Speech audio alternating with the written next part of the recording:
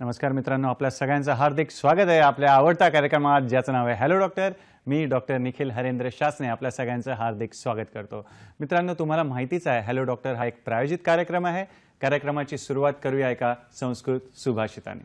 सुभाषित असं आहे, परनिंदा पांडित्यम परनिंदा पांडित्यम स्वेषु कार्य अनुद्यम स्वेषु कार्य अनुद्यमः प्रद्वेषश्च गुणेज्ञेषु प्रद्वेषश्च गुणेज्ञेषु पंथांनो ह्या आपदात्रया पंथांनो ह्या आपदात्रया.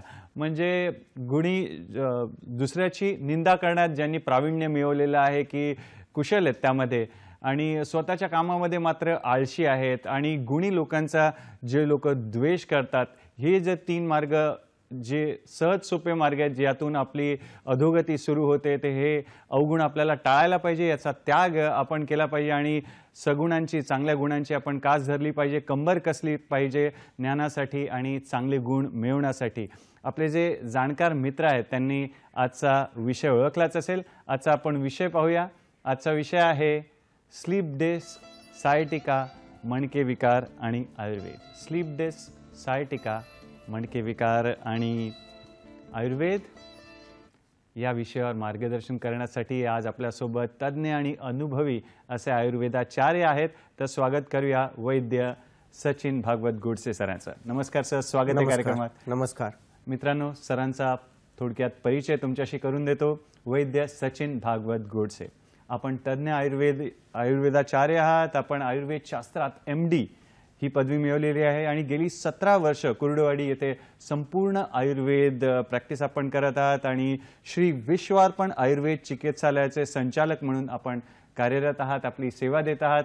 आणि आजकाल मित्रांनो आपण बघतो मान, पाठ, कंबरदुखी, सायटिका यासारखे जे मणक्याचे विकार आहेत ते म्हातारपणी किंवा उतार वयात न होता तरुणपणी देखील आपल्याला बघायला मिळतात. तर या दिवसेंदिवस जे वाढत चाललेली जी समस्या आहे त्याचं आयुर्वेद पद्धतीने विशेष संशोधन करून अत्यंत कमी वेळात यशस्वी चिकित्सा करून सरांनी हजारो रुग्णांची ऑपरेशन टाळलेली आहेत आणि त्यांना वर्षानुवर्ष म्हणजे रुग्णांना वर्षानुवर्ष ज्या मणक्याच्या त्रासापासून जो त्रास होता त्यापासून कायमस्वरूपी त्यांची मुक्तता केलेली आहे. आणि सर जी आपली वैद्यकीय सेवा जी आहेत नुसतं कुरुडवाडी येथे नाही तर सोबत पुणे, दादर, ठाणे आणि दौंड येथेही देतात.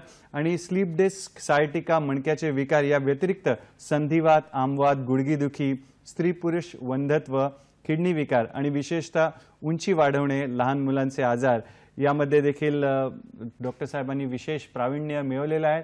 तर असे तज्ञ आणि अनुभवी वैद्य डॉक्टर आज आपल्याला लाभलेले आहेत. शुभस्य शीघ्रम कार्यक्रमाचा श्रीगणेश करूया. पुन्हा एकदा स्वागत करतो सर. आणि मणक्याचा विकारांविषयी आहे तर मणक्याची रचना, त्याचं कार्य आणि विशेषतः जी गादी असते त्याची रचना आणि कार्य याविषयी आम्हाला कृपया सांगा. छान. नवीन वर्षाच्या सर्वांना पुन्हा एकदा हार्दिक शुभेच्छा. नवीन वर्षात जसं आपण सांगितलं की कोणतंही कार्य करायचं असेल, एखादं चांगलं कार्य करायचं असेल तर कंबर कसून आपल्याला काम करावं लागतं. सेम त्या पद्धतीनं आपली जी कंबर आहे ती जर चांगली असेल तरच आपण हे पुढचं कार्य करू शकतो. त्यासाठी आजचा आपण जो विकार घेतलेला आहे तो मणक्याचा विकार. मणक्याचा विकार घेण्याचं कारण काही पूर्वी जर थोडंसं एक 10, 12, 15 वर्षापूर्वी ज्यावेळी मी प्रॅक्टिस सुरुवात केली होती त्यावेळी जर पाहिलं तर त्याचं जे प्रमाण होतं हे उतार वयात जास्त होतं. आणि आजकाल पाहिलं तर लहान, मध्यम वय, वृद्ध वय म्हणजे त्याला काय हे राहिलेलं नाही आहे. म्हणजे कुठल्याही वयातले आजकाल पेशंट येतात आणि जास्त प्रमाणात यायला लागलेले आहेत. त्याच्या कारणापाठीमागं जसं आपण संशोधन करत गेलो तसं बऱ्याच गोष्टी आढळलेल्या आहेत. तर त्या गोष्टीचा कुठेतरी त्या पेशंटना, त्या रुग्णांना फायदा व्हावा. कारण आज पाहिलं तर ऑपरेशन करायचं, ऑपरेशन सांगितलेलं असतं, त्याचा खर्च परवडत नाही. जर ऑपरेशन झालं तर त्यातून होणारे जे इतर गोष्टी आहेत की कोणाला चालता येत नाही, त्याचे दुष्परिणाम झालेले असतात, कोणाला उठता येत नाही, कोणाचं फेल गेलेलं असतं. म्हणजे त्यातून आलेले जे वाईट अनुभव असतात ते जर ऐकलं तर मग तो जो रुग्ण आहे तो त्याला घाबरतो. तर ह्याच्यातून कुठेतरी त्या व्यक्तीला आयुर्वेदाच्या माध्यमातून आपण बाहेर काढू शकतो असं ज्यावेळी विचार करायला लागलो त्यावेळी मात्र जे काही आपल्याला अनुभव आले ते आज आपल्या रुग्णांसोबत किंवा आपल्या प्रेक्षकांसोबत आपण आज शेअर करणार आहोत. सर्वात महत्त्वाचं की मणक्याची जी रचना असते ती कशा पद्धतीने असते की आपल्या पाठीचा बोन म्हणजे बॅकबोन ज्याला म्हणलं जातं किंवा मणका ते एकावरती एक असे हाडाची रचना केलेली असते. ह्या दोन एक जर म्हणलं तर त्याला मणका म्हणलं जातं आणि का असेल तर ती मणक्यांची ही माळच असते ती तयार. तर ह्या दोन मणक्यामध्ये आपण साधारण अभ्यासाच्या दृष्टीने जर पाहायला गेलं तर ह्याचे 5 विभाग होतात किंवा 5 डिव्हिजन होतात त्याचे. वरचा असतो तो सर्वायकल म्हणजे मानेचा रिजन, त्यानंतर थोरेसिक रिजन, त्यानंतर लंबर रिजन, त्याच्याखाली सॅक्रल आणि कॉकिक्स रिजन.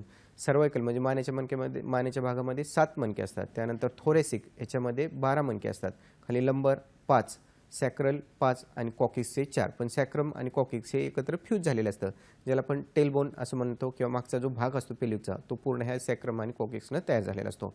एस शेप ह्याचा आकार असतो. आणि सगळ्यात महत्त्वाचं हा जो आपण मणका असतो हे कशासाठी आपल्याला ह्याचं जे कार्य आहे ते उपयोगी कशासाठी पडतं. वरती मानेचा जो सपोर्ट आहे म्हणजे डोक्याला जो सपोर्ट असतो तो सपोर्ट देण्यासाठी हे पहिलं कार्य. दुसरं त्याच्यानंतर ज्या रिब्स केज म्हणतो आपण ज्याला किंवा ज्याला फासळ्या म्हणलं जातं की त्याच्या आतमध्ये आपलं हृदय असेल फुफ्फुस असेल ह्याला संरक्षण देण्यासाठी. आणि त्याच्यानंतर सगळ्यात महत्त्वाचं जे आपलं ट्रान्सपोर्ट किंवा ज्याला एक्सप्रेस वे म्हणू शकतो आपण ती स्पायनल कॉर्ड मेंदूपासून ते खाली कमरेपर्यंत जी आलेली असते तिचं प्रोटेक्शन करण्यासाठी ह्या मणक्याचा आपल्याला उपयोग होत असतो. हाताची रचना जर पाहिली तर 2 मणक्याची मध्ये एक गादी असते किंवा ज्याला डिस्क म्हणलं जातं किंवा कार्टिलेजिनस डिस्क म्हणलं जातं. हिचा काय उपयोग होतो ज्यावेळी आपण उडी मारतो, बसतो, बेंड होतो, पुढं किंवा पाठीमागं वागतो, साईडला वळतो, त्यावेळी ह्या ज्या मुवमेंट असतात त्याचा जी शॉक असतो तो ॲब्सॉर्ब करण्याचं किंवा हे मुवमेंट व्यवस्थित होण्यासाठी जी मधली गादी ती आपल्याला उपयोगी पडत असते. ह्या गादीची रचना कशी असते तर सेम आपण एखादं गाजर जर कट केलं तर त्याच्या आतमध्ये असे चकते कडेला आपल्याला दिसतात किंवा एखादा कांदा कट केला तर त्याच्यामध्ये हे चकते दिसत जातात. सेम त्या पद्धतीनं ॲन्युलर जो फायब्रोसस हा जो भाग आहे तो रिंगसारखा कडेन भाग असतो तो जरा टफ असतो आणि जो मधला भाग आहे ज्याला फायब्रस न्यूक्लियोसस पल्पस असं म्हणलं जातं तर तो डिंकासारखा मटेरियल असतो आणि ह्याच्यामध्ये जवळजवळ 80% वॉटर असतं म्हणजे पाणी असतं. हे काय काम करतं तर वरचा जो आलेला जो आपला एक्झियल जो लोड असतो तो ट्रान्सफर करतो म्हणजे वरून जो पडलेला प्रेशर आहे तो ट्रान्सफर केला जातो. म्हणजे आपलं उठणं बसणं चालणं वळणं त्यानंतर फिरणं ह्या ज्या सर्व मुवमेंट आहेत ते ह्या गादीमुळे होत असतात. ह्या गादीच्या जर समजा थोडासा जर ह्याच्यावरती प्रेशर पडायला लागला अतिरिक्त म्हणजे एका टायमाला ॲट अ टाईम समजा असं सहज वाकलं खाली पुढच्या साईडला वाकले आणि एका साईडनं उचललं गेलं म्हणजे 2 किंवा 3 मुवमेंट ॲट अ टाईम झाल्या तर त्याला जर्क बसतो आणि गादी फाटते आणि गादीतून बाहेर ते मटेरियल किंवा जे आपण फ्लूइड म्हणतो न्यूक्लियस पल्पस ते बाहेर यायला लागतं. तर हे म्हणजे गादी फाटणं असतं, गादीचा बल्ज होणं असणं, त्यानंतर स्लिप डिस्क असणं हे ह्याच्या पुढे एक रचना असतात. आता हे जर झालं तर साधारण लक्षणं काय दिसतात तर समजा मानेच्या मणक्यात असेल तर मान सुरुवातीला दुखायला लागते, अवघडायला लागते, इकडे इकडे फिरवायला त्रास व्हायला लागतो. त्याच्याही पुढे जाऊन ज्यावेळी नर किंवा नसेवरती दाब यायला लागतो त्यावेळी काय व्हायला लागतं की एका हातात मुंग्या यायला लागतात, 2 हातात मुंग्या यायला लागतात, हात जड पडायला लागतो, त्यानंतर हातामध्ये म्हणजे बधिरता यायला लागते आणि हातातली ताकद जायला लागते. अशा पद्धतीने एक लक्षणं हे वाढत जातात. तेच खाली जर पाठीच्या मणक्यात आलं तर तिथं काय होऊ शकतं की पाठ संध्याकाळी पेशंट सांगतात की झोपलं की पाठ दुखायला लागते, इकडे इकडे करायचं म्हणलं तरी दुखायला लागतं, अंगामध्ये कणकण येते, ताप राहतो. अशा पद्धतीची पाठीच्या मणक्यामध्ये आणि वेदना भयंकर असतात. हे आपण म्हणतो की दुखते फक्त किंवा त्याला वेदना असतात, बॅक पेन असते, मानेमध्ये वेदना असते, पण जो सहन करतो त्याच व्यक्तीला माहीत असते की मणक्याची वेदना म्हणजे काय असतात. किती व्यक्तीच्या अंगात ताकद असेल तरी तो सहन करण्याच्या पलीकडच्या वेदना असतात असं म्हणतात त्याला. त्याच्यानंतर खाली कमरेच्या ह्याच्यामध्ये जर गेलं त्या ठिकाणी जर स्लिप डिस्कसारखे लक्षण असतील किंवा डिस्क बल्ज झालेलं असेल तर त्या ठिकाणी काय लक्षण येतात किंवा नस दबली थोडक्यात जर म्हणलं तर त्या ठिकाणी लक्षण काय येतात की समजा एका बाजूला दबलेली असेल तर कंबर दुखायला चालू होते, त्यानंतर एका पायात कुणाला फक्त बटकपर्यंत मुंग्या यायला लागतात, त्यानंतर खाली थाय, त्यानंतर खाली पाय म्हणजे लेग पूर्ण पायापर्यंत मुंग्या यायला लागतात, पाय तो जड पडायला लागतो, थोडंसं जरी चाललं तर पाय भरून यायला लागतो, त्यानंतर लगेच बसावं वाटतं, बराच वेळ उभारलं तरी सुद्धा त्या पेशंट वाटतं की आता कधी एकदा खाली बसेल. त्यानंतर हळूहळू काय होतं तळपायाची आग व्हायला लागते, त्यानंतर तळपायाला बधिरता यायला लागते आणि पेशंट मात्र काठीवरती येतो किंवा वॉकरवरती येतो आणि चालायला त्रास होतो. आयुर्वेदामध्ये ह्याचं म्हणजे असा एका ह्याच्यावरती चालायला लागतो, गुद्रसी वात म्हणतात ज्याला, सायटिका जे म्हणलं जातं ना त्याला गुद्रसी वात म्हणतात. अशा पद्धतीने एक लक्षणं आहे ती वाढत जातात. ज्यावेळी नर्वचं त्यामध्ये इंटरव्हेन्शन येतं, ज्यावेळी न्यूरोलॉजिकल त्यामध्ये लक्षणं यायला लागतात त्यावेळी मात्र पेशंटला सहन होत नाहीत आणि मग मात्र पेशंटचं ह्याच्याही पुढे जाऊन काय होतं मग लघवीवरचं कंट्रोल जाणं, संडासवरचं कंट्रोल जाणं, कळतच नाही, त्यानंतर लघवी आलेली समजतच नाही किंवा आतमध्ये तुटून राहते, त्याला प्रेशरच येत नाही. अशा पद्धतीचे एक लक्षण होतात आणि मग मात्र त्या ठिकाणी डॉक्टर त्यांना सांगतात की आता ऑपरेशनशिवाय पर्याय नाही आणि ह्या कंडिशनमध्ये पेशंट येतो आणि त्यानंतर सुद्धा आयुर्वेदिक ट्रीटमेंट घेऊन त्यातून आपण बाहेर काढू शकतो. फारच छान मित्रांनो, सहज सोप्या भाषेत आपल्याला कळेल अशा भाषेत सरांनी रचना सांगितली मणक्यांची, गादीविषयी सांगितलं आणि सर 2 शब्द तुम्ही वापरले, स्लीप डिस्क आणि सायटिका. तर स्लीप डिश विषयी आधी जाणून घेऊया, म्हणजे ते नक्की काय स्लीप डिश आणि त्याचे काही लक्षणं असतील तेच ओळखायला त्याविषयी देखील सांगा. बरोबर. कारण काय होतं की बऱ्याचदा ह्याच्या म्हणजे रुग्णांच्या मनात काय असतं की ज्यावेळी त्यांना सांगितलं जातं की आता दुखायला लागलंय, हे झाल्यानंतर काही दिवस औषध गोळ्या दिल्या जातात आणि त्याच्यानंतर काय केलं जातं की बाबा तरी दुखत नाही, मग मात्र थोडंसं स्पेशलिस्ट किंवा मल्टी स्पेशलिस्टकडे जातात आणि तिथं मग मात्र MRI त्यांना सजेस्ट केला जातो. MRIमध्ये येतं की तुमचं डिस्क बल्ज झालेला आहे किंवा डिस्क प्रोट्रुजन झालेलं आहे आणि मग तुम्हाला ऑपरेशन करावं लागतं. मग पेशंटला सांगताना सांगितलं जातं की तुमची गादी सरकलेली आहे, नस आहे ती दबलेली आहे, आता तर नस मोकळी करावी लागेल, त्यासाठी ऑपरेशन केलं जाईल. नेमकं नस दबते म्हणजे काय होतं, स्लीप डिस्क होते म्हणजे काय होतं, हे मी आता थोडक्यात सांगतो, व्यवस्थित लक्षात घ्या, म्हणजे तुम्हालाही लक्षात येईल की हे आयुर्वेदिक पद्धतीनं का बरं करू शकते, हे ह्याचं उत्तर ह्याच्यामध्ये दडलेलं आहे. जी डिस्क असते, जे म्हणलं तुम्हाला की बाहेरचं जे हे असतं म्हणजे रिंग टाईप असतं, त्याला ॲन्युलर फायब्रोसिस म्हणतात. तर ते रिंगमधून ज्यावेळी ते आतलं जे मटेरियल आहे त्याच्यावरती दाब पडतो त्यावेळी ते बाहेर यायला लागतं. थोडंसं जर बाहेर आलं तर ह्याला डिस्क बल्ज म्हणतात. त्यानंतर आणखी थोडंसं बाहेर जर आलं, ते आपल्या जर स्लाईडवरती पाहत असेल तर त्याच्यामध्ये पण ते दाखवलेलं आहे आपण, तर थोडंसं आणखी जर बाहेर आलं पण ते रिंग तोडून आतमध्येच आहे तर त्याला डिस्क प्रोट्रुजन असं म्हणलं जातं. ही स्टेकनचाइज झाली आणि त्याच्याही बाहेर म्हणजे रिंग तुटल्या आणि ते जे मटेरियल आहे डिंकासारखं ते जर बाहेर आलं तर त्याला म्हणतात एक्सट्रुजन. ह्या एक्सट्रुजनपर्यंत सुद्धा आपण आयुर्वेदिक ट्रीटमेंटनं ते जे हे आहे मटेरियल जे बाहेर आलेलं आहे ते आतमध्ये आणता येतं. आतमध्ये आणता येतं म्हणजे काय करता येतं की ते 80% मी तुम्हाला सांगितलं त्यामध्ये वॉटर आहे, ते वॉटर परत रिअब्सॉर्ब करता येतं. हे आयुर्वेदिक पद्धतीने करता येतं. कसं करता येतं हे मी सांगेल. आणि त्याच्या पुढं जाऊन ज्यावेळी सिक्विस्ट्रेशन म्हणजे ते जे मटेरियल आहे बाहेर आलेलं जे आहे ते रिंग तोडून बाहेर आलेलं आहे आणि ते पूर्ण आता स्पायनल कॅनलमध्ये आलेलं आहे. तर अशा वेळी मात्र त्या पेशंटचं वय किती आहे आणि त्यात किती प्रमाणात बाहेर आलेले ह्या ठिकाणी ऑपरेशनची गरज लागू शकते. पण ज्या ठिकाणी डिस्क बल्ज आहे, प्रोट्रुजन आहे, एक्सट्रुजन आहे, ह्यापर्यंत सुद्धा आयुर्वेदिक ट्रीटमेंट आपण त्या पेशंटची जी हे झालेली आहे गादी किंवा जी स्लीप डिस्क झालेली आहे ते आपण पूर्णपणे बरं करू शकत असतो. तर ह्या स्टेजेस आहेत, स्टेज 1, स्टेज 2, स्टेज 3 स्टेजपर्यंत सुद्धा आपण त्या पेशंटचं ऑपरेशन हे टाळू शकत असतो. फारच सुंदर सर, आपल्याला छान मार्गदर्शन करतायत महत्त्वपूर्ण अशा स्लीप डिस्क, सायटिका, मणक्याचे विकार आणि आयुर्वेद या विषयावर. तुर्तास वेळ झाली एका छोट्याशा विश्रांतीची. पाहत राहा आपला आवडता कार्यक्रम हॅलो डॉक्टर, फक्त आणि फक्त दूरदर्शनच्या सह्याद्री वाहिनीवर. प्रत्येक घरासाठी, घरातल्या प्रत्येकासाठी.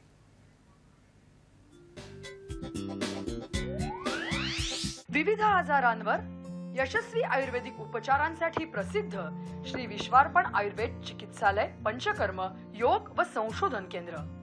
पत्ता कुर्डुवाडी, राऊत कॉम्प्लेक्स, ग्रामीण रुग्णालयाजवळ, माढा रोड, कुर्डुवाडी 08.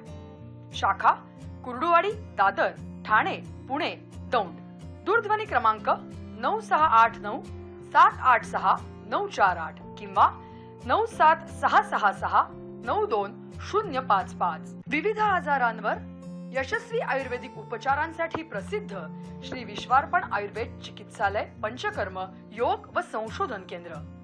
पत्ता कुर्डुवाडी, राऊत कॉम्प्लेक्स, ग्रामीण रुग्णालयाजवळ, माढा रोड, कुर्डुवाडी 08. शाखा कुर्डुवाडी, दादर, ठाणे, पुणे, दौंड. दूरध्वनी क्रमांक 9689 786 948 किंवा 97666 92 विविध आजारांवर यशस्वी आयुर्वेदिक उपचारांसाठी प्रसिद्ध श्री विश्वार्पण आयुर्वेद चिकित्सालय, पंचकर्म, योग व संशोधन केंद्र. पत्ता कुर्डुवाडी, राऊत कॉम्प्लेक्स, ग्रामीण रुग्णालयाजवळ, माढा रोड, कुर्डुवाडी 08. शाखा कुर्डुवाडी, दादर, ठाणे, पुणे, दौंड. दूरध्वनी क्रमांक 9689 786 948 किंवा 97666 92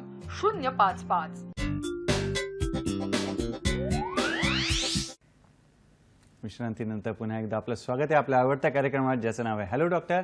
आणि आज महत्त्वपूर्ण अशा स्लीप डिस्क, सायटिका, मणक्याचे विकार आणि आयुर्वेद या विषयावर चर्चा सुरू आहे. आणि आपल्याला तज्ज्ञ आणि अनुभवी असे आयुर्वेदाचार्य वैद्य सचिन भागवत गोडसे मार्गदर्शन करतायत. मित्रांनो, तुमच्या प्रश्नांची देखील आम्ही वाट पाहतोय, तुमच्या फोनची देखील वाट पाहतोय. सर, विश्रांतीच्या आधी तुम्ही सायटिका हा शब्द पण वापरला, तर सायटिका म्हणजे नक्की काय, त्याची लक्षणं कशी आढळून येतात, कृपया त्याविषयी सांगा. बरोबर. थोडंसं ॲलोपॅथीनुसार थोडंसं आपण पाहूया की सायटिका म्हणजे काय की L4, L5 आणि S1 ह्याच्यातून जे येणारे नर्व्ज आहेत तर त्या एकत्र येतात आणि तिथून खाली म्हणजे थाय रिजनमध्ये, थायमधून खाली लेगमध्ये आणि पूर्ण खाली ह्याच्या एंडपर्यंत अशा पद्धतीने तिची हे जात असतो, मार्ग जात असतो.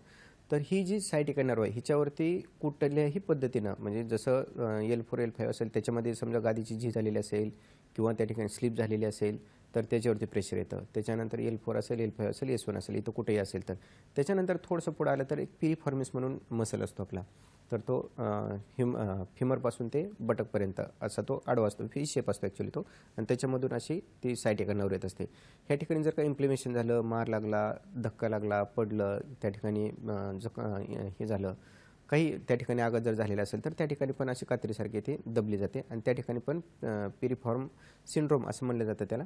पण त्या ठिकाणी ही सायटिकासारखी लक्षणे येत असतात. ही दबल्यानंतर काय होतं किंवा त्याच्यावरती आघात झाल्यानंतर काय होतं तर पायामध्ये सुरुवातीला नमनेस म्हणजे टिंगलिंग आणि नमनेस, त्या पायामध्ये काय होतं की मुंग्या यायला लागतात, पाय तो जड पडायला लागतो आणि उभं राहायची ताकद आहे ती कमी व्हायला लागते. त्याच्यानंतर हे कळतं कसं आपल्याला, साधा पेशंट जरी झोपला आणि पाय वरती स्ट्रेट लेग रायझिंग टेस्ट म्हणतात त्याला, SLRT, ती थोडी 60 डिग्रीपर्यंत जर येत नसेल तर ह्याचा अर्थ की त्याच्यामध्ये ती सायटिका ही पॉझिटिव्ह आहे. आयुर्वेद मत ह्याच्यामध्ये काय आहे की शिरागत आणि कंडरागत वात जर असेल तर मग मात्र तो जो व्यक्ती आहे त्याच्या शिरा आणि कंडरा ह्या वाताच्या वृक्षगुणांनी त्या ठिकाणी हे झालेले आहेत, त्या ठिकाणी वृक्षगुण वाढलेले आहेत, त्या ठिकाणी आकुंचन पावलेले आहेत किंवा त्या ठिकाणी कडकपणा आलेला आहे असं म्हणलं जातं. मग ह्या कडकपणामुळे काय होतं की आखड्या लांबवायला त्रास होतो आणि उठायला त्रास होतो, चालायला त्रास होतो. चालतो कसं गृध्रसिवत म्हणजे गिदड जसं चालतं त्या पद्धतीनं तो चालायला लागतो. हा आजार आयुर्वेदानुसार सांगितलं आहे. ह्याची ट्रीटमेंट कुठे केली जाते की ह्याची ट्रीटमेंट केली जाते की रक्तगत वात, त्यानंतर मांसगत वात आणि मेदोगत वात ह्या पद्धतीने ह्याची ट्रीटमेंट केली जाते पाचन करून. आणि हे ज्यावेळी पाचन होतं त्यावेळी शिरागत खंडागत वात कमी होतो आणि शिरागत खंडागत वात कमी झाला की मग मात्र पेशंट व्यवस्थित चालायला लागतो. ह्याच्यासाठी ह्या वाताची ट्रीटमेंट जसं पाचन केलं जातं त्याच पद्धतीने काय केलं जातं तर बस्ती केली जाते. अशा पद्धतीने सायटिकाची जी ट्रीटमेंट आहे त्यांनी सांगितलेलं असतं की बाबा ह्या ठिकाणी नस दबलेली आहे, त्या ठिकाणी प्रोटोजन झालेलं आहे आणि आता तुम्हाला ऑपरेशन करावं लागतं. पण हा जो मी मागचा आयुर्वेदिक विचार सांगितला तुम्हाला एवढ्यासाठी सांगितला की जर का शिरागत खंडागत वात जर कमी झाला, त्याची लवचिकता जर वाढली तर तो पेशंट साधारण 8 ते 10 दिवसामध्ये सुद्धा परत उठून व्यवस्थित चालू शकतो. कितीही ॲक्यूट कंडिशन असेल तरीसुद्धा त्या पेशंटच्या वेदना बस्ती जर केल्या, आपण तिक्तक शिरेच्या बस्ती म्हणलं जातं त्याला, त्या दीपन पाचन करून जर केल्या तर साधारण 8 ते 10 दिवसामध्ये तो पेशंट जो असा चालत असतो एका पायावरती लंगडत चालतो असं म्हणतो आपण त्याला, तर ते तर जातं त्याच्या वेदना पूर्ण जातात कारण ॲक्यूट कंडिशनमधल्या वेदना जास्त असतात आणि त्याच्यानंतर तो त्या ऑपरेशनपासून पूर्णपणे मुक्त होऊ शकतो. फारच छान सर. तुम्ही नस दाबली जाणे, चिपली जाणं म्हणा किंवा गादीची झीज म्हणा, तर त्यामध्ये आयुर्वेदची चिकित्सा कशी केली जाते आणि सगळ्यात भीती जी असते ती ऑपरेशनची, तर ऑपरेशन टाळता येतं का त्याविषयी आणि तुमचा अनुभव देखील कृपया आम्हाला सांगा. बरोबर. एक छोटंसं मी तुम्हाला हे सांगेल की आमच्याकडले आता कसं असतं की ह्याच्यामध्ये आता हे आपण पाहिलं की हे होतंय, पण ह्याच्या पाठीमागची जर कारणं पाहायला गेलं तर हे होतं कसं तर समजा आहार आहे की जर फास्ट फूड असेल, जंक फूड असेल, बाहेरचं जास्त खात असेल तर आम तयार होतो शरीरामध्ये. आम काय करतो शरीरामध्ये अग्निमांद्य करतो, अग्निमांद्य झालं, अपचन झालं, पोटात गॅस झाला, गच्च झालं, पोट पुढं आलं, मणक्याचे शिरा ते ताणायला लागतात, मणक्यावरती प्रेशर यायला लागतं, हे पहिलं. त्याच्या पुढे जाऊन काय होतं की विहार म्हणजे समजा जास्त अतिप्रवास असेल, अति कष्ट करणारे असतील, ओझं वाहणारे असतील किंवा ज्यांचा व्यवसायच आहे, उभा राहूनचा असेल, ट्रॅफिकचा असेल, त्यानंतर आता आपण मुंबईतलं जे लोकलचा प्रवास असेल हे त्यांचं त्यांचा व्यवसायच असेल किंवा ज्यांचा व्यवसाय बैठे काम आहे, 8-8 तास 9-9 तास त्यांना बैठे काम करावं लागतं, त्यामुळे बसून बसून त्या पाठीवरती ताण येतो, मणक्यावरती ताण येतो. त्याच्यानंतर पुढं फॉरवर्ड बेंडिंग म्हणजे बसायची जी पद्धत आहे, समजा लॅपटॉपवरती असेल किंवा मोबाईलवरती काम करत असतील तर त्याच्यामुळे त्यांच्या मानेवरती ताण येतो, कमरेवरती ताण येतो, हे गोष्टी आहे ते घडायला लागतात. त्याच्या पुढे जाऊन जर समजा वेगाचं धारण करत असतील म्हणजे मलमूत्राचं वेग आलं तर ते हे केले जात पास केले जात नसतील तरीसुद्धा मणक्यावरती ताण यायला लागतो आणि मणक्याचे त्रास आहे ते विकार व्हायला चालू होत असतात.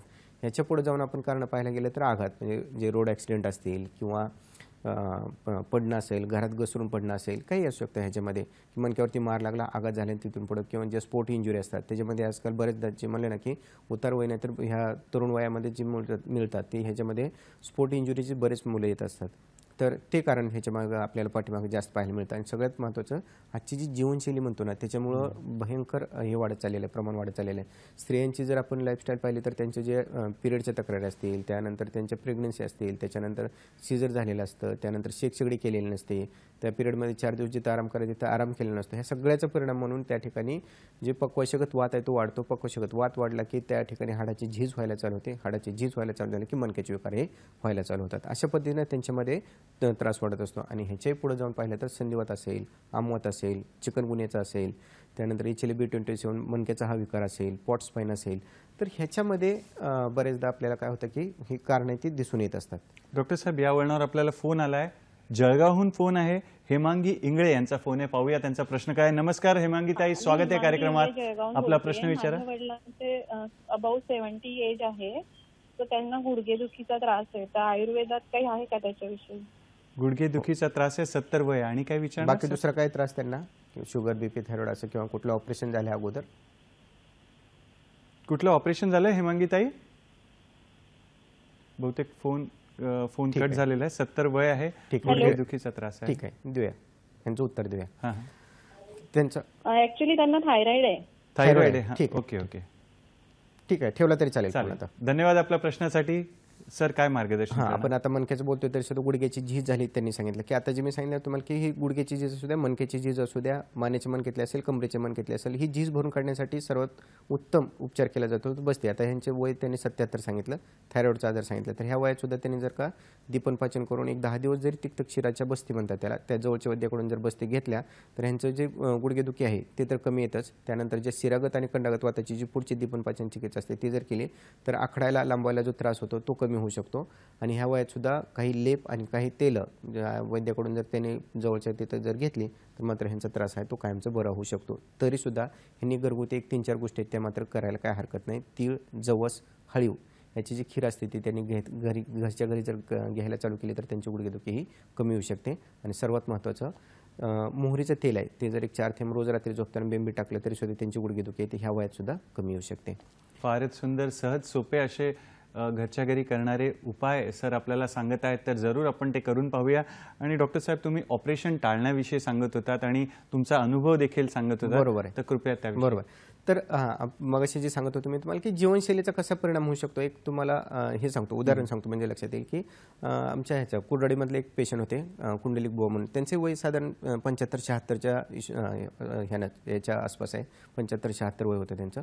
सुरुवातीला आले होते एकदा त्यांना मुळव्याधाचा त्रास होता, पण परत ज्यावेळी आले त्यावेळी ते आले होते ते त्यांच्या मानेच्या मणक्यात गॅप होता, झीज होती आणि मान दुखत होती. त्यानंतर कमरेच्या मणक्यामध्ये गॅप आहे, झीज आहे असं सांगितलं त्यांना. एक्सरे केला, त्यानंतर त्यांना सांगितलं की आता तुम्हाला या गोळ्या औषधानं कमी करूयात आपण. मग गोळ्या औषध झाली, एक 3-4 महिने झालं, 6 महिने झाले तरी त्यांचा त्रास आहे तो वाढतच गेला.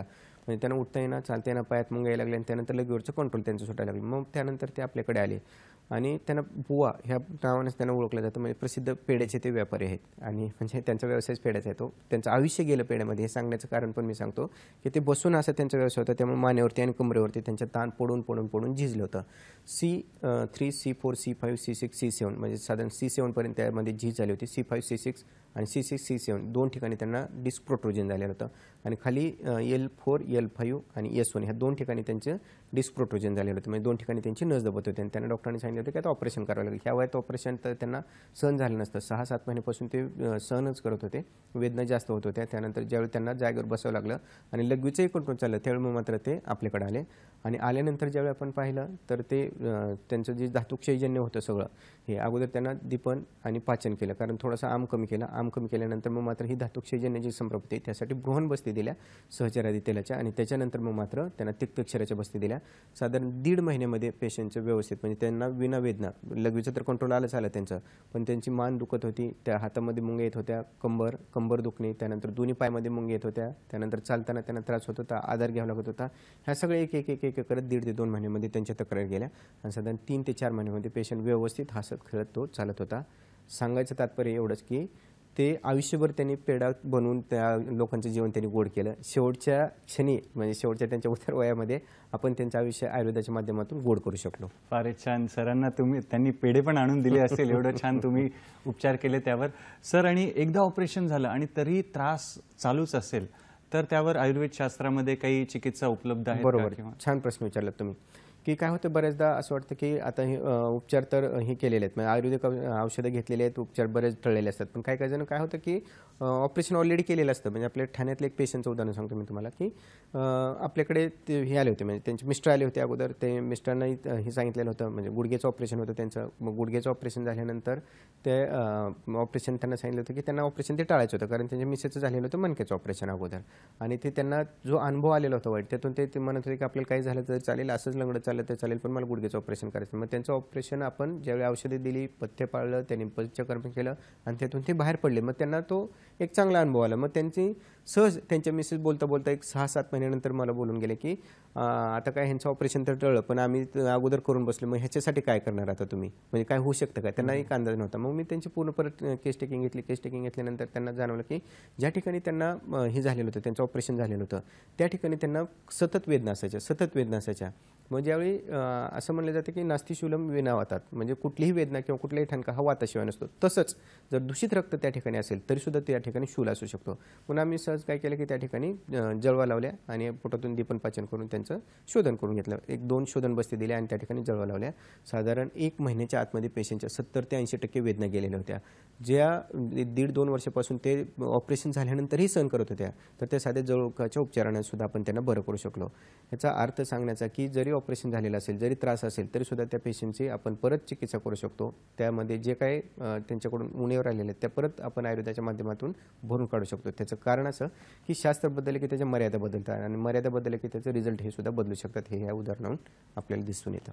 फारच छान. सर, तुम्ही मणक्याच्या विकारांविषयी सांगत होता, तर त्यामागे प्रमुख कारणं काय असू शकतात आणि जीवनशैलीविषयी पण सांगितलं, तर त्याचा प्रभाव किंवा परिणाम कसा होतो आपल्यावर ते देखील आम्हाला सांगा. बरोबर. काय होतं की आता जे तुम्हाला सांगितलं की स्पोर्ट्स इंजुरी असतील, मग ही जी जीवनशैली आहे ना, की आपण समजा आता एखाद्या स्त्रीचं हे घेऊया, आपण उदाहरण घेऊया की त्यांचं सकाळी उठल्यापासून म्हणजे सगळ्यांचं करत राहणं, त्यानंतर काम करत राहणं, त्यानंतर शिकलेली असेल स्त्री ते सुद्धा त्याच पद्धतीने असतं. त्यानंतर अशिक्षित असेल तरी त्यांना काबड कष्ट करावं लागतं, काम करावं लागतं, ओझं उचलावीच लागतात.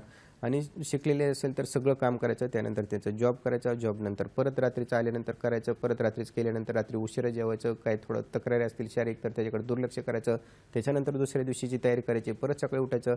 म्हणजे ह्या चक्रात धावपळीमध्ये हरी करी वरी जे म्हणतो आपण, ह्याच्यात अडकून काय होतं, जो मन काय जो बॅकबोन आहे तो ज्यावेळी दुखायला लागतो, ज्यावेळी ठणकायला लागतो किंवा ज्यावेळी तो कामच करत नाही त्यावेळी त्याच्याकडे लक्ष जातं.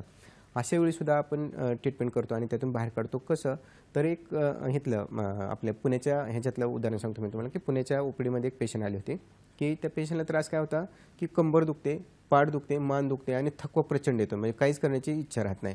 मग ज्यावेळी त्यांना हे केलं, आपण त्यांचं निदान केलं, ज्यावेळी नाडी परीक्षण केलं, निदान केलं, त्यावेळी त्यांचं निदान होतं ते पक्वशेगतवात.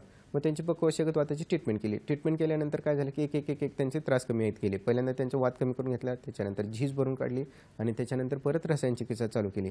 साधारण 5व्या ते 6व्या महिन्यामध्ये त्या पेशंटकडून जे आलेले हे होतं, म्हणजे ते पेशंट जे म्हणत होते ना की मला बरं वाटलं, की मला ह्यातून आता वेदनातून पूर्ण बाहेर आले मी आणि आता मला एकदम फ्रेश वाटतंय. आता हे फक्त बोलणं झालं, पण त्या पेशंटचे काय काय त्रास कमी आले ते मी सांगतो तुम्हाला. मग त्या पेशंटचं पहिल्यांदा पोट व्यवस्थित साफवायला लागलं, लघवी व्यवस्थित साफवायला लागली आणि त्या पेशंटला पिरियड व्यवस्थित यायला लागला. कारण पिरियड यायच्या अगोदर ओटीपोट दुखायचं, कंबर दुखायचे, पायाचे गोळे दुखायचे आणि छातीत पण दुखायचं. त्याच्यानंतर हे सगळे तक्रार गेले त्यांच्या. त्याच्या पुढे जाऊन त्यांना अति घाम यायचा, म्हणजे थोडंसं जरी चाललं तरी डबडब घाम यायचा आणि त्याचा खराब वासायचा. तर ते त्यांचा त्रास त्यांचा कमी झाला. आणि त्याच्यानंतर सगळ्यात महत्त्वाचं, थोडंसं जरी चाललं किंवा थोडंसं झेणा जरी चालला, एक 8-10 पायऱ्या जरी चालल्या तरी त्यांना दम लागायचा. हा त्रास त्यांचा कमी आला. हे जे निदान होतं ना ते पक्वशेगतवाताचं निदान होतं. त्याच्यामुळे हे आपण त्यांचे एक करून 8 ते 10 तक्रारी त्यांच्या कमी करू शकलो. म्हणजे त्यांना किती ह्याच्यातून बाहेर काढू शकतो आयुर्वेद, जर निदान त्यांचं प्रॉपर असेल तर. त्रास फक्त त्यांचा होता कंबरदुखीचा आणि थकवा जास्त येत होता. अशा पद्धतीनं वजन जे वाढत चाललेलं होतं ते तर कमी झालं आणि त्यांना जो लवचिकपणा आला, तर त्या असं म्हणत होत्या की माझं जो शरीराचा आता जी हालचाल आहे ती जसं पिरियड यायच्या अगोदर माझं एकदम हलकं शरीर होतं त्या पद्धतीनं माझं शरीर झालं, अशा पद्धतीनं ते सांगतायत. तर ह्याच्या पाठीमागची कारणं ही अनंत असतात आणि इतर आजार असतात, त्यानंतर व्यावसायिक असतात कारणं, त्याच्यानंतर इतर आजारामुळे होऊ शकतं. आता बऱ्याचदा कोरोनामध्ये जे स्टेरॉइडचं प्रमाण जास्त झालं त्याच्यामुळे हाडाची झीज झालेली आहे. थायरॉइड जे पॅराथायरॉइड आहे त्याच्यामुळे काय होतं, पॅराथायरॉइडचं प्रमाण वाढलं तर शरीरातलं कॅल्शियम आहे ते शोषून घेतलं जातं. असे असंख्य कारणं असू शकतात. त्यानंतर खेळता उठला आणि पडला, त्यानंतर त्रास चालू झाला. त्यानंतर बऱ्याचदा काय होतं की मोबाईलचा जास्त वापर केला आहे आणि त्रास चालू झाला, होऊ शकतं. आता एक लहान मुलाचं सांगतो मी तुम्हाला की आता आठवलं म्हणून सांगतो. तिथं दादरच्या ओपीडीमध्ये आलेलाच होता तो पेशंट. साधारण 11-12 वर्षाचा मुलगा होता तो आणि त्याला सांगितलं होतं की आता मान दुखते, तर मानदुखीसाठी त्यांचे जो 6-7 महिन्यापासून औषध चालू होते आणि कॉलर दिलेले होते, तो नेक बेल्ट दिलेला होता त्याला लावलं. मग मी आल्यानंतर विचारलं की हे काय, तर ते म्हणजे की मानेचा त्रास आहे त्याला आणि कॉलर बेल्ट वापरायला सांगितलेलं आहे त्याला. मग त्याला ज्यावेळी आपण चेक केलं त्यावेळी आपलं जे निदान होतं ते त्याचं वात कफत ज्वर, म्हणजे काय त्याला जो त्रास होता तो सायनोसायटिसचा, म्हणजे त्याला सर्दी, शिंका, खोकला आणि सारखा कफ असायचा. तर त्या वातकफत ज्वराचं ज्यावेळी आपण निदान केलं त्यावेळी वातकफत ज्वराची ट्रीटमेंट केली. त्या पोटात जो तयार होणारा कफ आहे तो जर कमी केला म्हणजे आमाशयात कफ तयार होत असतो. आता हे सांगताना हे तुम्हाला वाटेल किंवा हे सांगतोय कुठं आजार कुठं आणि चाललंय काय, तर त्या जो कफ तयार होत होता तो कफ जर पचन व्यवस्थेत सुधारलं तर कफ तयार होत नाही. कफ तयार नाही झालं तर नाकामध्ये किंवा सायनसमध्ये साठण्याचं प्रमाण बंद होतं. ते जर नाही साठलं तर डोकं जड व्हायचं प्रमाण बंद होतं. डोकं जर जड नाही झालं तर मानेवर येणारा ताण आहे तो कमी होतो आणि त्या मुलाचा त्रास आहे तो कमी होतो. अशा पद्धतीने ज्यावेळी त्याचं निदान झालं आणि त्याला त्यातून आपण बाहेर काढू शकलो, साधारण 1 महिन्यामध्ये त्याचा त्रास हा पूर्ण गेला. म्हणजे आजार एकीकडे असतं आणि निदान एकीकडे असतं. ज्यावेळी पेशंट येतो की MRI घेऊन की हा डिस्क बल्ज आहे किंवा हा प्रोट्रुजन आहे किंवा हे सिक्युट्रेशन झालेलं आहे, त्यावेळी त्या पेशंटचं निदान हे आयुर्वेदिक पद्धतीने केलं जातं. आयुर्वेदिक पद्धतीने निदान झालं तर ट्रीटमेंट आयुर्वेदिक पद्धतीने होते, मग मात्र रिझल्ट हे आपल्यातून येतात. फार छान सर, आपल्याला अनुभव, पेशंटचे चांगले अनुभव देखील सांगत आहेत. वेळ झाली एका छोट्याशा विश्रांतीची. पाहत राहा हॅलो डॉक्टर.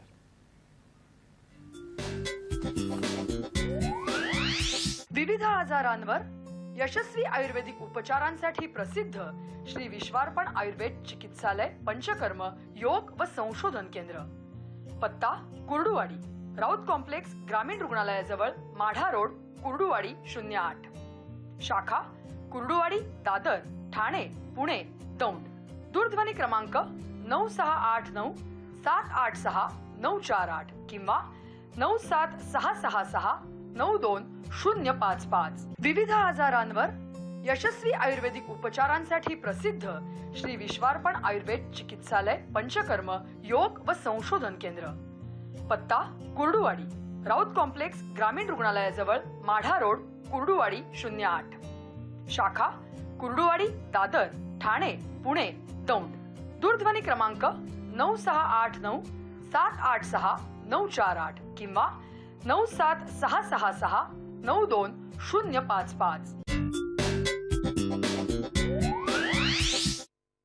विश्रांतीनंतर पुन्हा एकदा आपलं स्वागत आहे आपल्या आवडत्या कार्यक्रमात, ज्याचं नाव आहे हॅलो डॉक्टर. आणि आज महत्त्वपूर्ण अशा स्लीप डेज, सायटिका, मणक्याचे विकार आणि आयुर्वेद याविषयी चर्चा सुरू आहे. आणि आपल्याला मार्गदर्शन करतायत वैद्य सचिन भागवत गोडसे सर. सर, स्त्रियांमध्ये आपण बघतो की हे मणक्याचे त्रास किंवा कमरेचा त्रास जास्त होतो, तर त्यामध्ये काय कारण, त्यामागे काय असू शकतात? बरोबर आहे. स्त्रियांमध्ये होण्याचं कारण सर्वात महत्त्वाचं म्हणजे आहाराकडे, विहाराकडे त्यांच्या दुर्लक्ष किंवा थोडक्यात शरीराकडे त्यांच्या असणारं दुर्लक्ष हे सर्वात महत्त्वाचं कारण आहे. त्याच्यानंतर त्याच्या पुढे जाऊन जे त्यांचा जो मासिक धर्म असेल त्यामध्ये आपण पाहतो की जे 4 दिवस व्यवस्थित विश्रांती व्हायला पाहिजे ते विश्रांती नसणं हे पहिलं कारण. त्यामुळे काय होतं, त्या ठिकाणी वात आहे तो वाढायला सुरुवात होते, रक्त आहे ते पूर्ण जी शुद्ध आहे ती होत नाही, त्यामुळे आतमध्ये साठायला सुरुवात होतं. हे झालं पहिलं स्रोतरोधाचं कारण. त्याच्या पुढे जाऊन काय होतं की समजा 1 डिलिव्हरी झालेली असेल, 2 डिलिव्हरी झाली असेल, सिजर झालेलं असेल किंवा ॲबॉर्शन झालेलं असेल आणि त्याच्यानंतर का शेकडी जर घेतलेली नसेल, तर हे सर्वात महत्त्वाचं कारण आहे त्याच्या पाठीमागं की त्या ठिकाणी वात वाढत जातो. आणि सर, या वळणावर आपल्याला फोन आहे. महाराष्ट्राचे जे सांस्कृतिक शहर आहे पुण्यातून फोन आहे. मंगल आपटे यांचा फोन आहे. नमस्कार. मंगलताई, स्वागत आहे कार्यक्रमात. आपला प्रश्न विचारा. हॅलो. सलग प्रश्न विचारा. मला असा प्रश्न विचारायचा आहे की कमरेत गॅप असेल किंवा पायाला जर सायटिका झाला असेल तर त्याला तेल बी उपयोगाचं कुठलं असेल, साधारण तेल लावलेलं चालतं काय? मग लोक म्हणतात हे तेल लावा, ते तेल लावा. आणि मग त्यांनी जर पाय धुतात किंवा त्या काळ्या निळ्या शिरा होतात किंवा कमरेला जर गॅप असेल तर ते, किंवा मानेला असेल तर त्याला मीठ, हिंग आणि खोबरेल तेल हे कितपत योग्य आहे? आणि मग त्याला जर वाफारा दिला तर ते कितपत योग्य आहे? ठीक, छान प्रश्न विचारले त्यांनी, बरेच एकत्र विचारलेले, देतो उत्तर. धन्यवाद आपल्या प्रश्नासाठी. काय सांगणार सर?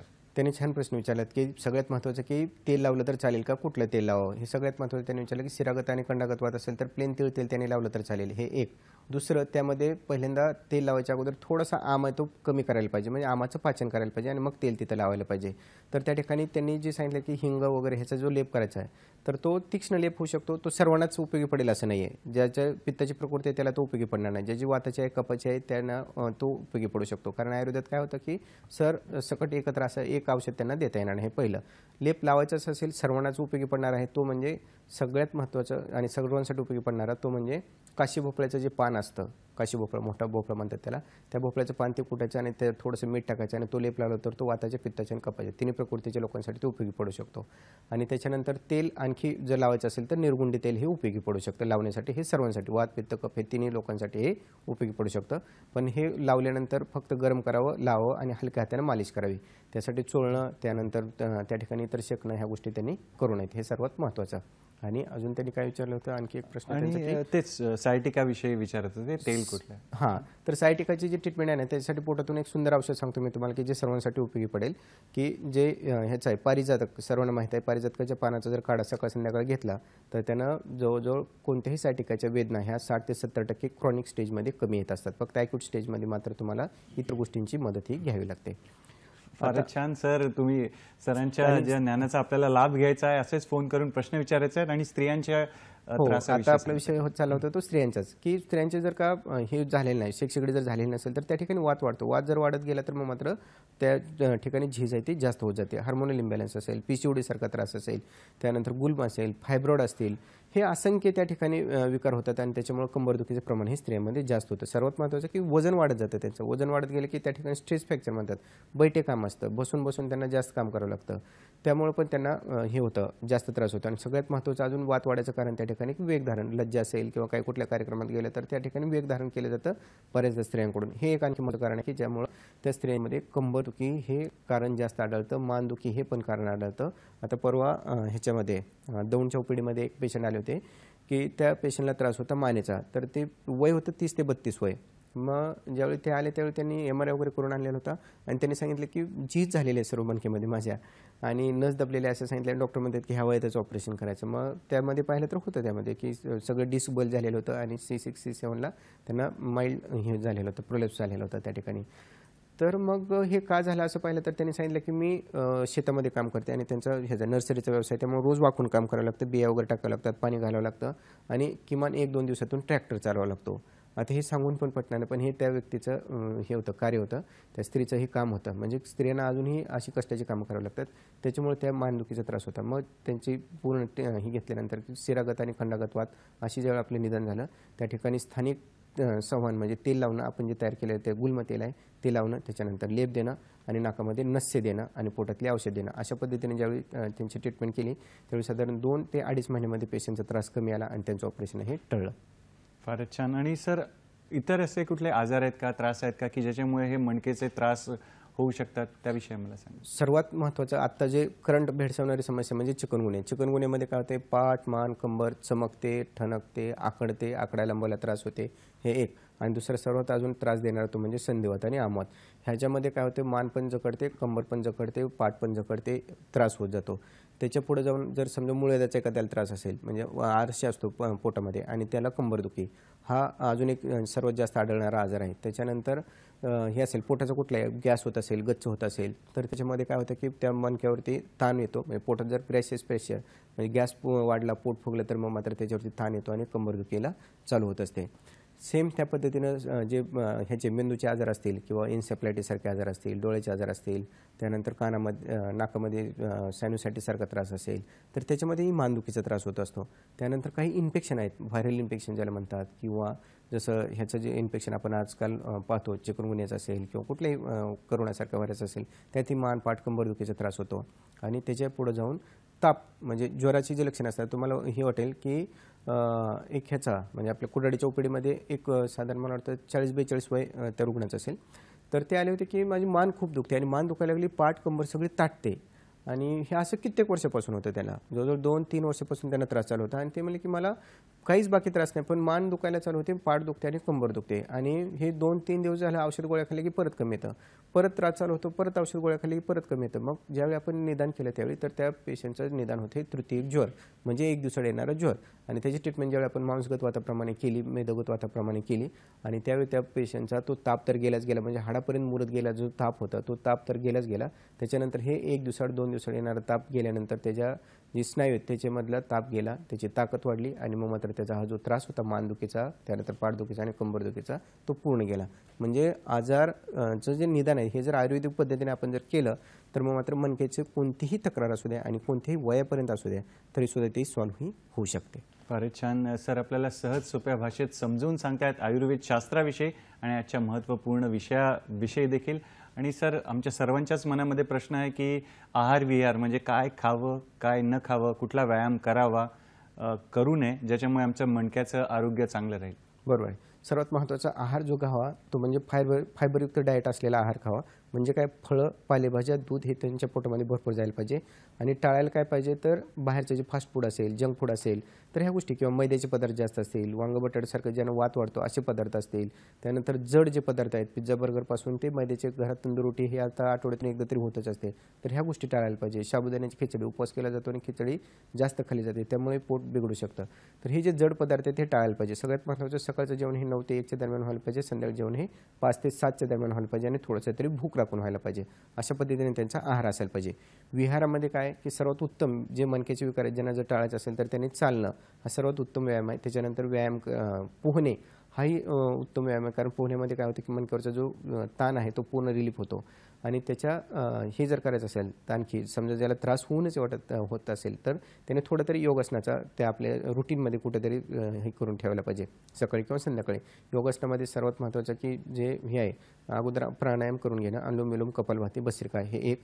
आणि त्याच्यानंतर जे हे आहे पश्चिमोत्तासन असेल, सर्वांगासन असेल, वज्रासन असेल, ही साधी साधी जरी आसनं त्यांनी केली तर मग त्यांचा त्रास आहे तो कमी होऊ शकतो. आणि त्याच्यानंतर जे व्यावसायिक म्हणजे ज्याला म्हणतो आपण की ज्याचा व्यवसाय समजा बैठे व्यवसाय असेल तर त्याने 1-1.5 तासानंतर तरी उठावं, चालावं, फिरावं, किंवा जे वेगधारणा आहे ते त्यांनी करू नयेत. त्याच्यानंतर ज्याला खूप हे काय म्हणू आपण त्याला उभा राहूनचं ज्याचं सततचं काम आहे तरी किमान महिन्यातून एकदा तरी अंगाला तेल लावायला पाहिजे. आणि अंगाला तेल लावून जर का त्यांचा व्यवसाय काम केलं किंवा हे जर केलं त्यांचा रोजचा जो ताण आहे त्या मणक्यावरती येणारा तो कमी होऊ शकतो. त्यामुळे आठवड्यातून एकदा तरी ज्याला उभा राहून काम आहे, त्यानंतर वाकूनचं काम आहे तर त्यांनी आठवड्यातून एकदा तरी अंगाला तेल लावावं. आणि त्याच्यानंतर मग रोज केलं तर चांगलंच आहे, पण आठवड्यातून एकदा जर केलं तर मग मात्र त्याच्या येणारा जो ताण आहे तो कमी होतो, वात आहे तो कमी होतो, झीज आहे ते कमी होत असते. आणि हे झालं आहाराचं विहाराचं. आणि सगळ्यात महत्त्वाचं त्यांचा जो हे आहे म्हणजे छोट्या छोट्या ज्या गोष्टी असतात, समजा पाठ दुखायला लागली, मान दुखायला लागली, कंबर दुखायला लागली तर ह्याच्यासाठी गोळ्या औषधं न खाता अगोदर व्यायाम करावा, एक्सरसाइज करावा. आणि ह्यातून जर नाही कमी आलं तर मग मात्र जवळच्या वैद्याकडे त्यांनी जायला पाहिजे, दाखवायला पाहिजे. आणि त्याचं निदान काय आहे ते ॲक्च्युली कशामुळे झालेलं आहे हे जर समजलं तर मग मात्र त्याची ट्रीटमेंट होऊ शकते. कदाचित हा मणक्याचा विकार असू शकतो, कदाचित मणक्याचा विकार नसू शकतो, कारण आजार रूप आहे का लक्षण रूप आहे हे जोपर्यंत कळत नाही तोपर्यंत त्याची पूर्ण ट्रीटमेंट ही होऊ शकत नाही. फारच सुंदर. मित्रांनो, तुम्ही असेच आम्हाला फोन करून प्रश्न विचारा. सरांकडून जास्तीत जास्त ज्ञान आपल्याला घ्यायचा प्रयत्न करायचा आहे. सरांनी मणक्याचं आरोग्य कसं राखावं त्याविषयी सांगितलं, त्याच्या विकारांविषयी सांगितलं, ऑपरेशन कसं टाळता येतं, कुठल्या केसमध्ये टाळता येतं त्याविषयी सांगितलं. तुर्तास वेळ झाली एका छोट्याशा विश्रांतीची. पाहूया आपला लाडका आवडता कार्यक्रम हॅलो डॉक्टर, फक्त आणि फक्त सह्याद्री वाहिनीवर, प्रत्येक घरासाठी, घरातल्या प्रत्येकासाठी. विविध आजारांवर यशस्वी आयुर्वेदिक उपचारांसाठी प्रसिद्ध श्री विश्वार्पण आयुर्वेद चिकित्सालय, पंचकर्म, योग व संशोधन केंद्र. पत्ता कुर्डुवाडी, राऊत कॉम्प्लेक्स, ग्रामीण रुग्णालयाजवळ, माढा रोड, कुर्डुवाडी 08. शाखा कुर्डुवाडी, दादर, ठाणे, पुणे, दौंड. दूरध्वनी क्रमांक 9689 786 948 किंवा 97666 92 विविध आजारांवर यशस्वी आयुर्वेदिक उपचारांसाठी प्रसिद्ध श्री विश्वार्पण आयुर्वेद चिकित्सालय, पंचकर्म, योग व संशोधन केंद्र. पत्ता कुर्डुवाडी, राऊत कॉम्प्लेक्स, ग्रामीण रुग्णालयाजवळ, माढा रोड, कुर्डुवाडी 08. शाखा कुर्डुवाडी, दादर, ठाणे, पुणे, दौंड. दूरध्वनी क्रमांक 9689 786 948 किंवा 97666 92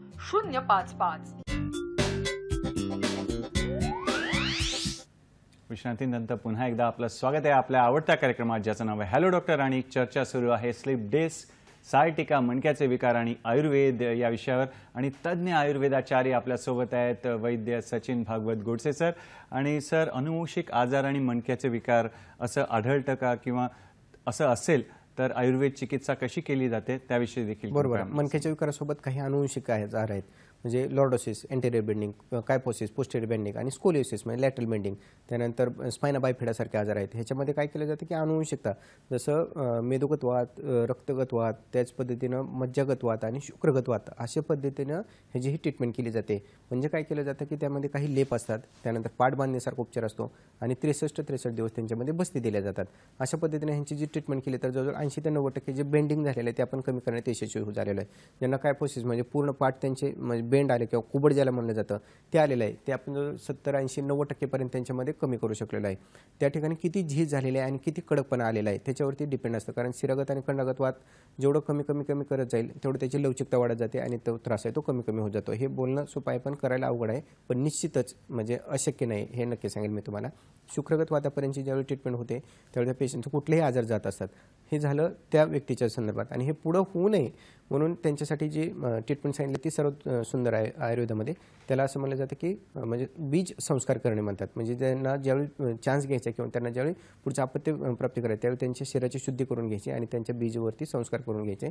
तर ती जी ट्रीटमेंट जर त्यांनी केल्या ती ट्रीटमेंट जर त्यांनी केली म्हणजे शरीराची शुद्धी वमन विरेचन बस्ती करून जर त्यांनी चान्स घेतला तर मग मात्र होणारे जे अपत्य आहे तर हे मणकेच्या अनुवंशिक नाही तर इतर कुठल्याही अनुवंशिक आजारापासून ते मुक्त होतं. त्यांचे जे काही अनुवंशिक आईकडून वडिलाकडून आजी आजोबाकडून जे आलेले दोष आहेत हे आपण काढण्यामध्ये बऱ्याच अंशी सक्सेस झालेलो आहे. आणि आज जे 17-18 वर्षानंतर सांगता येते की ज्यांची कायपोसिस असेल, लॉड असेल, स्पायना बायपेड असेल त्यांच्या अपत्यही ह्यांना कुणाला काय त्रास झाले नाही किंवा ज्यांना संधिवातासारखा त्रास आहे, आमाताचा त्रास सारखा आहे किंवा श्वसनाचा त्रास आहे त्यांच्या अनुवंशिकता आपण ह्या बीज संस्कार ह्या ट्रीटमेंटनं त्यांना शुद्धी करून देऊन जर चान्स घ्यायला लावला तर आपण त्यांचे पुढे येणारे अनुवंशिक आजार हे टाळू शकतो. फारच छान. थोडा कार्यक्रमात वेगळा वळण घेऊया, रॅपिड फायर राऊंड खेळूया. सर एक पटापट प्रश्न विचारतो, किती दिवसात झीज भरून येते?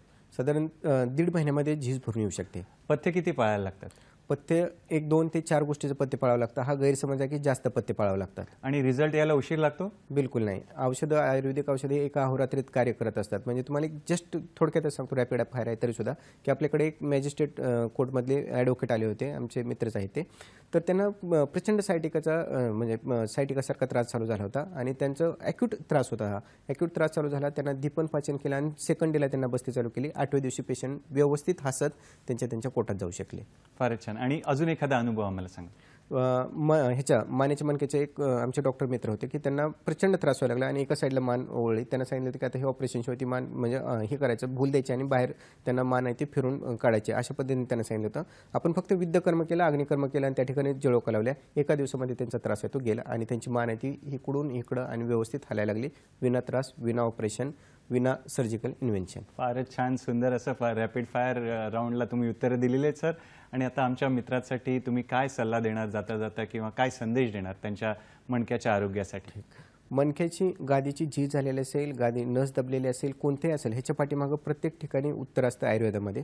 त्यामुळं साध्या छोट्या छोट्या आजारापासून ते पूर्ण मणका, ज्या ठिकाणी मणका म्हणजे तुटलेलंच आहे, फुटलेलंच आहे किंवा ज्या ठिकाणी हे झालेलं आहे, फ्रॅक्चर झालेलं आहे, त्याच ठिकाणी फक्त सर्जिकल इन्व्हेन्शन लागतं. नाहीतर कोणत्याही कंडिशनपर्यंत आणि कोणत्याही वयापर्यंत आपण आयुर्वेदिक औषधानं त्यांचं जे ऑपरेशन हे टाळू शकतो. 1, त्यांना वेदनामुक्त करू शकतो. हे 2, कितीही हे जरी झालं तर इतर गोष्टीपेक्षा आयुर्वेदामध्ये जो वेळ आहे तो कमी लागतो, पैसे आहे तो कमी लागतात आणि कुठलाही साईड इफेक्ट नाही. त्यामुळे तुम्ही किमान कुठलंही ऑपरेशन करण्याच्या मणक्याचं तरी जाऊन पुढं पश्चाताप करण्यापेक्षा एकदा तरी जवळच्या वैद्याकडे जायला पाहिजे, त्याचा सल्ला घ्यायला पाहिजे आणि मगच पुढचं ट्रीटमेंट घ्यायला पाहिजे. आणि जर का तुम्हाला हे होऊच नाही असं वाटत असेल किंवा ह्या वाटेवर जायचंच नसेल तर आयुर्वेदिक पद्धतीने सांगितले दिनचर्या, ऋतुचर्या ह्याचं पालन करायला पाहिजे. आणि किमान वर्षातून एकदा तरी जसं आपण आपल्या गाडीची काळजी घेतो तशी आपल्या शरीराची सर्व्हिसिंग म्हणा किंवा शरीराची शुद्धी म्हणा किंवा डिटॉक्सिफिकेशन म्हणा म्हणून एकदा तरी वर्षातून पंचकर्म आपल्या जवळच्या वैद्याकडून हे करायला त्यांनी पाहिजे.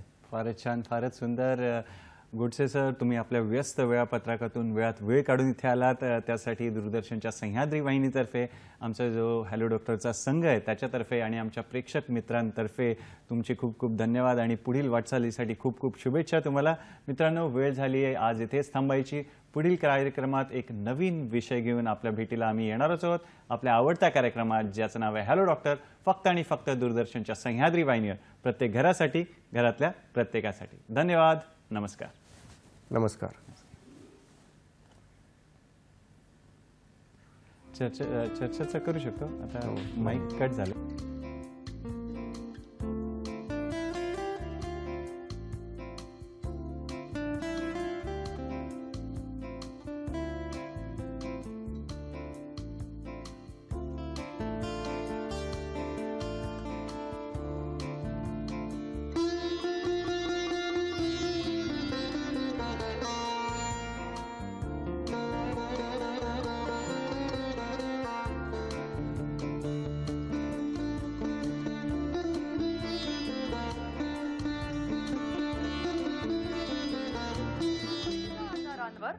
यशस्वी आयुर्वेदिक उपचारांसाठी प्रसिद्ध श्री विश्वार्पण आयुर्वेद चिकित्सालय पंचकर्म योग व संशोधन केंद्र. पत्ता कुर्डुवाडी, राऊत कॉम्प्लेक्स, ग्रामीण रुग्णालयाजवळ, माढा रोड, कुर्डुवाडी 08. शाखा कुर्डुवाडी, दादर, ठाणे, पुणे, दौंड. दूरध्वनी क्रमांक 9689 786 948 किंवा 97666 92055.